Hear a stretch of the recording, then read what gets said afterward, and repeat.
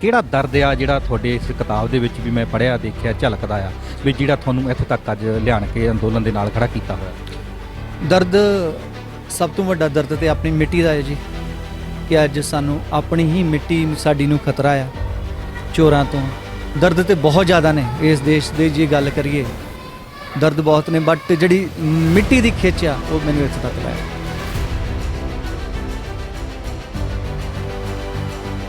ਪਰ ਇੱਥੇ ਜਿਹੜੇ ਕਾਨੂੰਨ ਬਣਾਏ ਨਹੀਂ ਜਾਂਦੇ, ਲੋਕਾਂ ਦੀ ਸੁਣ ਕੇ ਲੋਕਾਂ ਤੇ ਥੋਪੇ ਜਾਂਦੇ,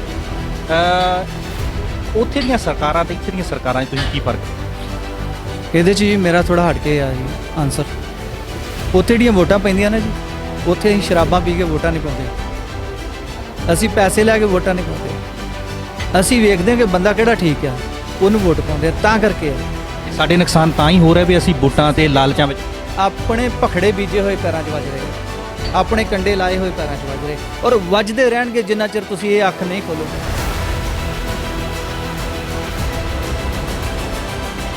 ਕਣਕ ਕਹਿੰਦੀ ਆ ਕਿ ਜਿਉਣ ਜੋਗਿਆ ਤੇਰੇ ਕਰਕੇ ਮੈਂ ਉੱਗਾਂਗੀ, ਛੱਟੇ ਸਿਆੜੀ ਪਹਿਲੇ ਪਾੜੀ ਮੈਂ ਉੱਗਾਂਗੀ, ਉਹ ਮਾਗੀ ਦੇ ਕੱਕਰ ਮੀਂਹ ਦੇ ਤੱਪੜ ਪਾੜ ਉੱਗਾਂਗੀ, ਫੱਗਣ ਚੇਤ ਦੀ ਹਨੇਰੀ ਝੱਕੜ ਹੱਸ ਚਲਾਂਗੀ, ਵਿਸਾਖ ਜੇਠ ਦੀ ਤਪਸ਼ ਨੂੰ ਸਹਿ ਕੇ ਹਾੜੀ ਬਣ ਮੈਂ ਭਰੂ ਪੜੋਲੇ, ਫਿਕਰ ਕਰੀ ਨਾ ਕਿਸਾਨ ਪੁੱਤਰਾ ਮੈਂ ਫੁੱਲਾਂਗੀ ਤੇਰੇ ਚੁੱਲ੍ਹੇ, ਮੈਂ ਫੁੱਲਾਂਗੀ ਤੇਰੇ ਚੁੱਲ੍ਹੇ। ਗੱਲ ਕਰਾਂਗੇ ਕਿਸਾਨੀ ਅੰਦੋਲਨ ਦੀ। ਕਿਸਾਨੀ ਅੰਦੋਲਨ ਨੂੰ ਇਸ ਵੇਲੇ 4 ਮਹੀਨੇ ਤੋਂ ਉੱਪਰ ਦਾ ਸਮਾਂ ਹੋ ਚੁੱਕਾ ਤੇ ਅੱਜ ਤੱਕ ਅੰਦੋਲਨ ਇਸੇ ਕਰਕੇ ਬਹੁਤ ਲੰਬੇ ਸਮੇਂ ਦੇ ਵਿੱਚ ਭਾਰੀ ਗਿਣਤੀ ਦੇ ਨਾਲ ਜੁੜਿਆ ਹੋਇਆ ਦਿੱਲੀ ਦੇ ਵੱਖ-ਵੱਖ ਬਾਰਡਰਾਂ ਉੱਤੇ, ਕਿਉਂਕਿ ਕਿਸਾਨ ਵੀਰਾਂ ਦੇ ਨਾਲ ਜਿਸ ਤਰ੍ਹਾਂ ਹਰ ਵਰਗ ਨੇ, ਵਕੀਲ ਭਾਈਚਾਰੇ ਨੇ, ਟੀਚਰ ਯੂਨੀਅਨ ਨੇ ਜਾਂ ਹੋਰ ਵੱਖ-ਵੱਖ ਆਪਾਂ ਸੰਸਥਾਵਾਂ ਦੇ ਨਾਂ ਲੈ ਲਈਏ, ਤੇ ਉਹਨਾਂ ਨੇ ਇਸ ਅੰਦੋਲਨ ਦਾ ਬੜਾ ਵੱਡਾ ਸਾਥ ਦਿੱਤਾ। ਪਰ ਸਭ ਨੂੰ ਵੱਡਾ ਸਾਥ ਉਦੋਂ ਮਿਲਿਆ ਜਦੋਂ ਪੰਜਾਬ ਦੇ ਨਾਲ ਜੁੜੇ ਹੋਏ ਜਾਂ ਪੰਜਾਬ ਦੇ ਵਿੱਚੋਂ ਗਏ ਹੋਏ ਸਾਡੇ ਵੀਰ ਭਰਾ ਵਿਦੇਸ਼ਾਂ ਵਿੱਚ ਬੈਠੇ ਲੋਕਾਂ ਨੇ ਜਦੋਂ ਆਪਣਾ ਮਿਹਨਤ ਦੀ ਕਮਾਈ ਦੇ ਵਿੱਚੋਂ ਤਨ ਮਨ ਤੇ ਧਨ ਦੇ ਨਾਲ ਬਹੁਤ ਵੱਡਾ ਇਸ ਅੰਦੋਲਨ ਦਾ ਸਾਥ ਦਿੱਤਾ। ਅੱਜ ਵੀ ਆਪਾਂ ਦੇਖਦੇ ਹਾਂ ਕਿ ਲੋਕ ਜਦੋਂ ਵੀ ਕਿਸੇ ਕੋਵਿਡ ਦੀਆਂ ਹਦਾਇਤਾਂ ਦੇ ਬਾਵਜੂਦ ਵੀ ਜਦੋਂ ਕਿਸੇ ਦੇਸ਼ ਦੇ ਵਿੱਚੋਂ ਟਿਕਟ ਮਿਲਦੀ ਆ ਜਾਂ ਫਲਾਈਟ ਮਿਲਦੀ ਆ ਤਾਂ ਜਹਾਜ਼ਾਂ ਦੇ ਜਹਾਜ਼ ਭਰ ਕੇ ਇਸ ਅੰਦੋਲਨ ਦਾ ਸਾਥ ਦੇਣ ਲਈ ਸਿੰਘੂ ਬਾਰਡਰ, ਟਿਕਰੀ ਬਾਰਡਰ ਜਾਂ ਗਾਜੀਪੁਰ ਬਾਰਡਰ ਤੇ ਸਾਡੇ ਪੰਜਾਬੀ ਭਰਾ ਪਹੁੰਚਦੇ ਆ। ਸਾਡੇ ਨਾਲ ਇੱਕ ਉਹ ਸ਼ਖਸੀਅਤ ਜੁੜ ਚੁੱਕੀ ਹੈ ਜਿਨ੍ਹਾਂ ਨੇ ਅੱਜ ਸਟੇਜ ਤੋਂ ਵੀ ਸੰਬੋਧਨ ਕੀਤਾ ਤੇ ਇੱਕ ਬਹੁਤ ਵਧੀਆ ਜੋ ਮੇਰੇ ਹੱਥ ਦੇ ਵਿੱਚ ਕਿਤਾਬ ਆ ਕਣਕਾਂ ਦੀ ਲੋਰੀ ਉਹਨੂੰ ਲਿਖਿਆ ਆ ਤੇ ਅੱਜ ਉਹਨਾਂ ਨੇ ਆਪਣੇ ਵਿਚਾਰ ਸਾਂਝੇ ਕੀਤੇ ਆ। ਸਾਡੇ ਨਾਲ ਵੀਰ ਜੀ ਜੁੜ ਚੁੱਕੇ ਆ, ਪੁੱਛਦੇ ਆ ਉਹਨਾਂ ਦਾ ਪੰਜਾਬ ਦੇ ਵਿੱਚ ਕਿੱਥੇ ਰਹਿਣੇ ਆ ਤੇ ਕਿੱਦਾਂ ਉਹ ਇਸ ਅੰਦੋਲਨ ਦੇ ਵਿੱਚ ਸ਼ਾਮਲ ਹੋਏ। ਵੀਰ ਜੀ ਵਾਹਿਗੁਰੂ ਜੀ ਕਾ ਖਾਲਸਾ, ਵਾਹਿਗੁਰੂ ਜੀ ਕੀ ਫਤਿਹ। ਆਪਣਾ ਨਾਂ ਦੱਸੋ ਤੇ ਕਿਹੜੇ ਜ਼ਿਲ੍ਹੇ ਨੂੰ ਬਿਲੋਂਗ ਕਰਦੇ? ਜੀ ਵਾਹਿਗੁਰੂ ਜੀ ਕਾ ਖਾਲਸਾ, ਵਾਹਿਗੁਰੂ ਜੀ ਕੀ ਫਤਿਹ। ਬਿਲਕੁਲ ਜੀ, ਮੈਂ ਅੰਮ੍ਰਿਤਸਰ ਡਿਸਟ੍ਰਿਕਟ ਨੂੰ ਬਿਲੋਂਗ ਕਰਦਾ ਜੀ, ਅੰਮ੍ਰਿਤਸਰ ਰਹਿਣਾ ਮੈਂ। ਤੇ ਵੈਸੇ ਆਪ ਜੀ ਨੇ ਦੱਸ ਦਿੱਤਾ ਕਿ ਮੈਂ ਬਾਹਰੋਂ, ਵੈਸੇ ਕਿਹੜੇ ਦੇਸ਼ ਤੋਂ ਇਸ ਵੇਲੇ ਆਏ ਤੁਸੀਂ? ਮੈਂ ਕੈਨੇਡਾ ਤੋਂ ਆਇਆ ਜੀ। ਕਿੰਨੀ ਦੇਰ ਹੋ ਗਈ ਤੁਹਾਨੂੰ ਆਏ? ਮੈਂ ਜਨਵਰੀ 10 ਨੂੰ ਆਇਆ ਸੀ। ਬਸ ਉਸੇ ਟਾਈਮ ਤੋਂ ਜੁੜੇ ਹੋਏ ਅੰਦੋਲਨ ਦੇ ਨਾਲ? ਉਸ ਤੋਂ ਪਹਿਲਾਂ ਹੀ ਜੁੜੇ ਸੀ। ਉੱਥੇ ਜੁੜਨ ਵਾਲਾ ਜਿਹੜਾ ਸੀ ਮਨ ਦੇ ਤੌਰ ਤੇ ਅਸੀਂ ਪਹਿਲਾਂ ਹੀ ਜੁੜ ਗਏ ਸੀ ਜੀ। ਤੇ ਜਦੋਂ ਤੁਸੀਂ ਹੁਣ ਉੱਥੇ ਆਪਣਾ ਪੱਕੇ ਹੋ, ਉੱਥੇ ਦੀਆਂ ਸੁੱਖ ਸਹੂਲਤਾਂ ਆ, ਉੱਥੇ ਦੇ ਆਪਣੇ ਕੰਮਕਾਰ ਛੱਡ ਕੇ ਆਏ ਹੋ, ਕਿਹੜਾ ਦਰਦ ਆ ਜਿਹੜਾ ਤੁਹਾਡੇ ਇਸ ਕਿਤਾਬ ਦੇ ਵਿੱਚ ਵੀ ਮੈਂ ਪੜ੍ਹਿਆ ਦੇਖਿਆ ਝਲਕਦਾ ਆ ਵੀ ਜਿਹੜਾ ਤੁਹਾਨੂੰ ਇੱਥੇ ਤੱਕ ਅੱਜ ਲਿਆਣ ਕੇ ਅੰਦੋਲਨ ਦੇ ਨਾਲ ਖੜਾ ਕੀਤਾ ਹੋਇਆ? ਦਰਦ ਸਭ ਤੋਂ ਵੱਡਾ ਦਰਦ ਤੇ ਆਪਣੀ ਮਿੱਟੀ ਦਾ ਹੈ ਜੀ, ਕਿ ਅੱਜ ਸਾਨੂੰ ਆਪਣੀ ਹੀ ਮਿੱਟੀ ਸਾਡੀ ਨੂੰ ਖਤਰਾ ਆ ਚੋਰਾਂ ਤੋਂ। ਦਰਦ ਤੇ ਬਹੁਤ ਜ਼ਿਆਦਾ ਨੇ ਇਸ ਦੇਸ਼ ਦੇ, ਜੇ ਗੱਲ ਕਰੀਏ ਦਰਦ ਬਹੁਤ ਨੇ, ਬਟ ਜਿਹੜੀ ਮਿੱਟੀ ਦੀ ਖਿੱਚ ਆ ਉਹ ਮੈਨੂੰ ਇੱਥੇ ਤੱਕ ਲਾਇਆ ਜੀ। ਤੇ ਜਿਸ ਤਰ੍ਹਾਂ ਮੈਂ ਤੁਹਾਡੀ ਪੜ੍ਹੀ ਆ ਇਹ ਕਣਕਾਂ ਦੀ ਲੋਰੀ, ਇੱਕ ਲੋਰੀ ਲਫ਼ਜ਼ ਜਦੋਂ ਆਉਂਦਾ ਤਾਂ ਇੱਕ ਭਾਵੁਕਤਾ ਆ ਜਾਂਦੀ ਕਿ ਲੋਰੀ ਦਾ ਅੱਜ ਤੱਕ ਕੋਈ ਵੀ ਹੋਰ ਤੋੜ ਨਹੀਂ, ਕਿਉਂਕਿ ਇਹ ਮਾਂ ਦੇ ਨਾਲ ਜੁੜਿਆ ਹੋਇਆ ਲਫ਼ਜ਼ ਆ, ਕਿਉਂਕਿ ਮਾਂ ਦੀ ਲੋਰੀ ਹੀ ਅੱਜ ਤੱਕ ਸਭ ਨੂੰ ਉੱਤਮ ਤੇ ਸਰਵੋਤਮ ਮੰਨੀ ਗਈ ਆ।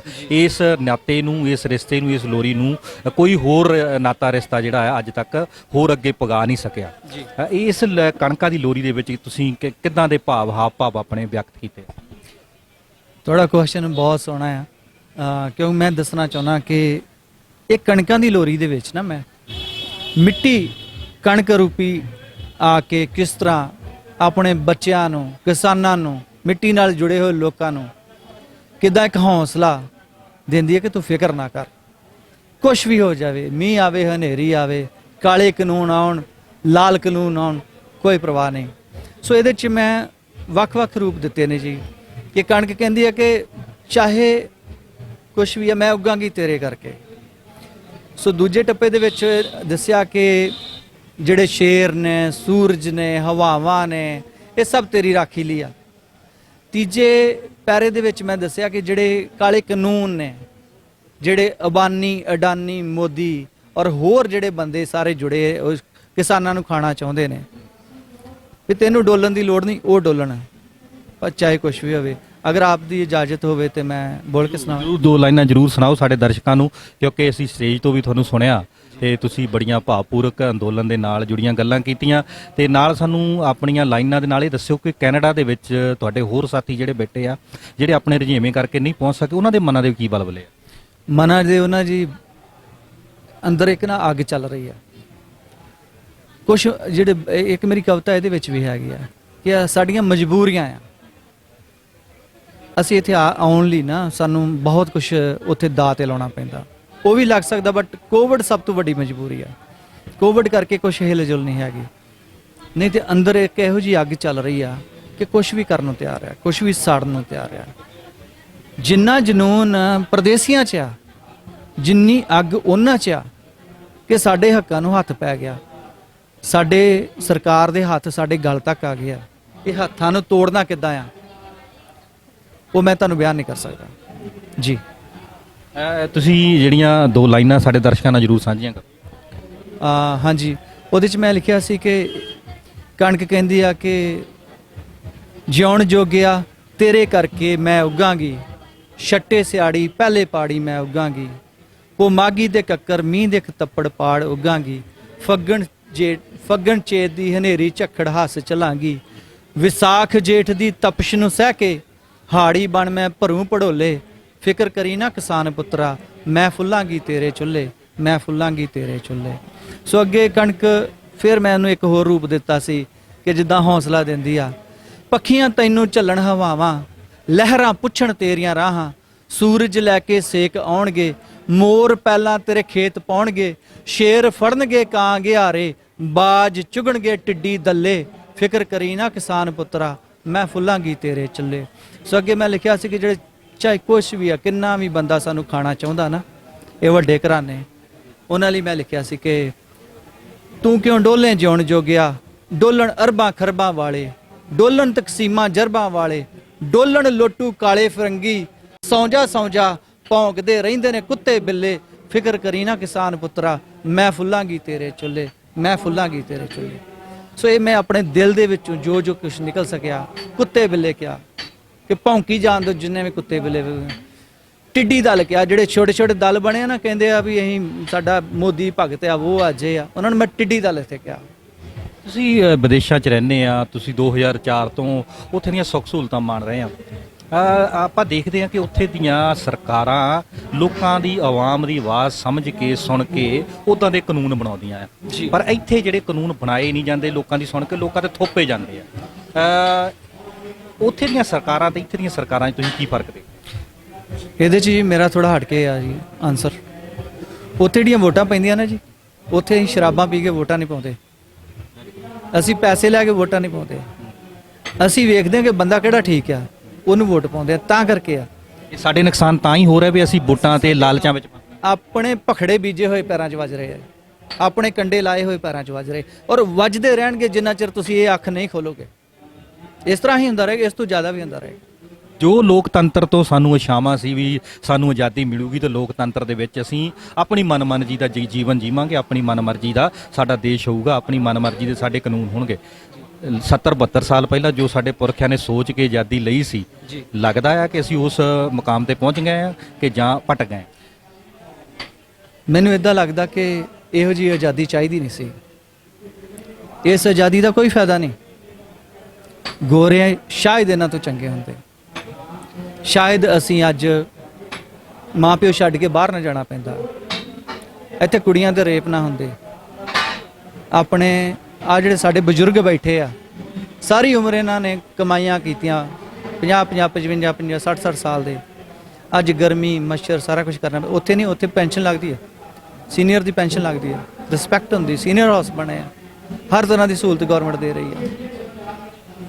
ਬਹੁਤ ਕੰਪੇਅਰ ਹੀ ਨਹੀਂ ਕਰ ਸਕਦੇ ਜੀ। ਕਿਸੇ ਪਾਸਿਓਂ ਕੰਪੇਅਰ ਨਹੀਂ ਕਰ ਸਕਦੇ। ਇੱਕ ਚੀਜ਼ ਹੋਰ ਦੱਸੋ ਬਈ, ਜਿਸ ਤਰ੍ਹਾਂ ਪਿੱਛੇ ਜੇ ਗੱਲ ਚੱਲ ਗਈ ਸੀ ਵੀ ਜਿਹੜਾ ਇੱਕ ਵਾਰੀ ਇੱਥੋਂ ਵਿਦੇਸ਼ ਦੀ ਧਰਤੀ ਤੇ ਉਡਾਰੀ ਮਾਰ ਗਿਆ, ਉਹਨੇ ਪਿੱਛਾ ਮੁੜ ਕੇ ਨਹੀਂ ਦੇਖਣਾ, ਕਿਉਂਕਿ ਉੱਥੇ ਦੀਆਂ ਸੁੱਖ ਸਹੂਲਤਾਂ, ਉੱਥੋਂ ਦੇ ਕਾਰੋਬਾਰ, ਉੱਥੇ ਦੀਆਂ ਮਜਬੂਰੀਆਂ, ਉੱਥੇ ਦਾ ਜੀਵਨ ਸ਼ੈਲੀ ਸਾਡੀ ਅਲੱਗ ਹੈ ਇੱਥੇ ਨਾਲ। ਜੀ ਜੀ ਜੀ। ਪਰ ਜਿਉਂ ਹੀ ਪੰਜਾਬ ਨੂੰ ਤੱਤੀ ਹਵਾ ਲੱਗੀ ਪਿਛਲੇ 6 ਮਹੀਨੇ ਦੇ ਵਿੱਚ, ਲੋਕਾਂ ਨੇ ਫਿਰ ਨੌਜਵਾਨਾਂ ਨੇ ਬਹੀਰਾਂ ਕੱਟ ਕੇ, ਜਿੱਦਾਂ ਤੁਸੀਂ ਆਏ ਆ, ਇਸ ਤਰ੍ਹਾਂ ਹੋਰ ਵੀ ਬਹੁਤ ਲੋਕ ਜਿਹੜੇ ਆ ਜਿੰਨਾ ਵੀ ਕਿਸੇ ਤੋਂ ਯੋਗਦਾਨ ਪੈ ਸਕਦਾ, ਅਗਲੇ ਆਏ ਆ, ਪਹੁੰਚੇ ਆ, ਸ਼ਾਮਲ ਹੋਏ ਆ। ਜੀ ਜੀ। ਉਸ ਗੱਲ ਨੂੰ ਵੀ ਝਠਾਰ ਦਿੱਤਾ ਤਾਂ ਲੋਕਾਂ ਨੇ।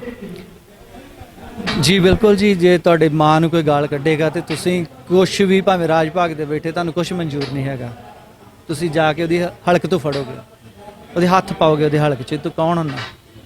ਅਸੀਂ ਵੀ ਪਰਦੇਸੀ ਉਸੇ ਤਰ੍ਹਾਂ ਦੇ ਸਾਹੀਂ ਬੈਠੇ ਜ਼ਰੂਰ ਹਾਂ ਬਾਹਰ, ਪਰ ਅਸੀਂ ਖੂਨ ਇੱਥੇ ਡੋਲਾਂਗੇ, ਮਰਨ ਲਈ ਅਸੀਂ ਇੱਥੇ ਅਰਦਾਸ ਕਰਦੇ ਹਾਂ ਵੀ ਇੱਥੇ ਮਰੀਏ ਜੀ। ਇਹ ਮੇਰੇ ਦਿਲ ਦੀਆਂ ਗੱਲਾਂ ਜੀ। ਸੰਯੁਕਤ ਮੋਰਚਾ ਹੁਣ ਤੱਕ 4 ਮਹੀਨੇ ਤੋਂ ਉੱਪਰ ਦਾ ਸਮਾਂ ਚੱਲ ਰਿਹਾ, ਬਹੁਤ ਵਧੀਆ ਢੰਗ ਦੇ ਨਾਲ ਅੰਦੋਲਨ ਨੂੰ ਹਜੇ ਤੱਕ ਰਿਪਰੈਜ਼ੈਂਟੇਟ ਕਰ ਰਿਹਾ। ਸਰਕਾਰ ਨੂੰ ਉਹਨਾਂ ਨੇ ਜਿਹੜੀਆਂ ਮਰਜ਼ੀ ਚਾਲਾਂ ਚੱਲੀਆਂ, ਪਰ ਉਹਨਾਂ ਨੇ ਗੋਡਿਆਂ ਭਾਰ ਕਰਕੇ ਹਜੇ ਤੱਕ ਰੱਖਿਆ ਹੋਇਆ। ਤੁਹਾਡਾ ਪੂਰਨ ਭਰੋਸਾ ਆ ਇਸ ਜਥੇਬੰਦੀਆਂ ਜਿਸ ਢੰਗ ਦੇ ਨਾਲ ਲੜ ਰਹੀਆਂ, ਕਿ ਜਾਂ ਕੁਝ ਹੋਰ ਸੁਧਾਰ ਹੋਣੇ ਚਾਹੀਦੇ?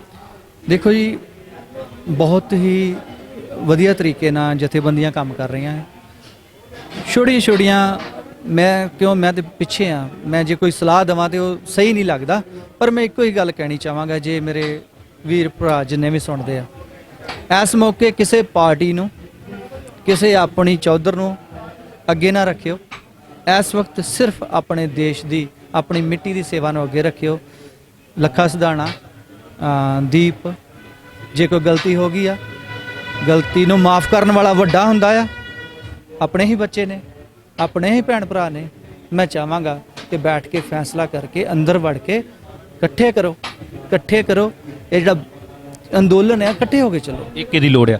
ਹੁਣ ਜਾਂਦੇ ਜਾਂਦੇ ਆਪਾਂ ਲਾਸਟ ਵਿੱਚ ਅੰਤਮ ਸਵਾਲ, ਬਈ ਤੁਸੀਂ ਉੱਥੇ ਦੀ ਰਾਜਨੀਤੀ ਵੀ ਦੇਖੀ ਆ, ਗੱਲ ਆਪਾਂ ਪਹਿਲਾਂ ਕਰਤੀ ਵੀ ਅਸੀਂ ਵੋਟਾਂ, ਉੱਥੇ ਦੇ ਲੋਕ ਸ਼ਰਾਬਾਂ ਪੀ ਕੇ ਜਾਂ ਪੈਸੇ ਲੈ ਕੇ ਨਹੀਂ ਪਾਉਂਦੇ ਜੀ, ਪਰ ਫਿਰ ਵੀ ਇਸ ਰਾਹਾਂ ਤੇ ਤੋਰਿਆ ਤਾਂ ਸਾਨੂੰ ਉਹਨਾਂ ਲੀਡਰਾਂ ਨਹੀਂ ਆ ਜੀ।